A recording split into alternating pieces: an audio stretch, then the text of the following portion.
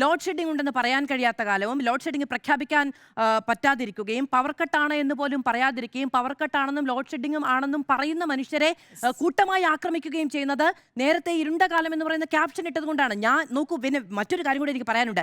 ഇരുണ്ട കാലം എന്ന LDFന്റെ ക്യാപ്ഷൻ പവർ ഫെയിലിയറുമായി ബന്ധപ്പെട്ടോ പവർ കട്ടുമായി ബന്ധപ്പെട്ടോ മാത്രം ഉണ്ടായൊന്നല്ല.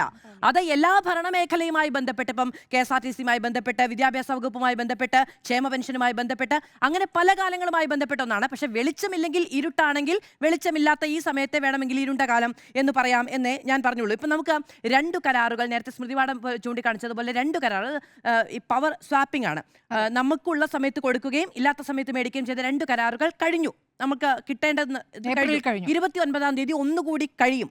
അപ്പോഴും നമുക്ക് ഈ പറയുന്ന ഷോർട്ടേജ് ഉണ്ടാകും. ഇതൊക്കെ കണക്ക് കൂട്ടാനാണ് ഞാൻ നേരത്തെ പറഞ്ഞതുപോലെ, ഇതൊക്കെ കണക്ക് കൂട്ടാനും അതിന് പരിഹാരം കാണാനും വേണ്ടിയിട്ടാണ് ഈ ബോർഡ്, അതിന് മേലുദ്യോഗസ്ഥർ, അതിന് വകുപ്പ് മന്ത്രി ഇതൊക്കെ ഇരിക്കുന്നത്. പക്ഷെ വേറൊരു കാര്യം കൂടി ഉണ്ട്. നമ്മൾ എന്ത് അടിസ്ഥാന സൗകര്യ വികസനം, അങ്ങ് നേരത്തെ പറഞ്ഞത് മുഴുവനും പവർ ട്രാൻസ്പോർട്ട് ചെയ്യുന്നതിന് വേണ്ടിയിട്ടുള്ളതാണ്. ആണ് ട്രാൻസ്പോർട്ട് ചെയ്യാൻ വേണ്ടിയിട്ടാണ്. നമുക്ക് ജനറേറ്റ് ചെയ്യാൻ കഴിയുന്ന സാഹചര്യമില്ല. അതിന് നമ്മുടെ പ്രത്യേകമായ സാഹചര്യമുണ്ട്. അതായത് നമുക്ക് ജലവൈദ്യുതി പദ്ധതി പ്രഖ്യാപിക്കാൻ പറ്റില്ല, പിറ്റേ ദിവസം സമരം ഉണ്ടാവും. അത് നമ്മുടേതായ തനത് നടപ്പാകണമെങ്കിൽ 5-8 വർഷമൊക്കെ ആവും. തീർച്ചയായും. അല്ല, മാത്രമല്ല നമുക്ക് ഈ 5-8 വർഷം മുമ്പ് അത്തരം ചർച്ചകൾ ഉണ്ടായപ്പോഴും ഈ പ്രശ്നമുണ്ടല്ലോ. നമ്മുടെ സംസ്ഥാനം എന്ന് പറയുന്നത് 70% വൈദ്യുതി പുറത്തുനിന്ന് കണ്ടെത്തേണ്ടുന്ന ഒരു സംസ്ഥാനമാണ്. അവിടെ അടിസ്ഥാന സൗകര്യ വികസനം എന്ന് പറയുന്നതിൽ എത്ര ഇൻവെസ്റ്റ്മെന്റ് ഉണ്ടായിട്ടുണ്ട് എന്നുള്ളതാണ് നമ്മുടെ ചോദ്യം. ഇൻവെസ്റ്റ്മെന്റ് മാത്രമല്ല, അതിന് എത്ര ചിന്തയുണ്ടായിട്ടുണ്ട്, എത്രത്തോളം കാഴ്ചപ്പാടുണ്ടായിട്ടുണ്ട് എന്നടക്കമുള്ള ചോദ്യങ്ങൾ നമ്മുടെ മുന്നിലുണ്ട്.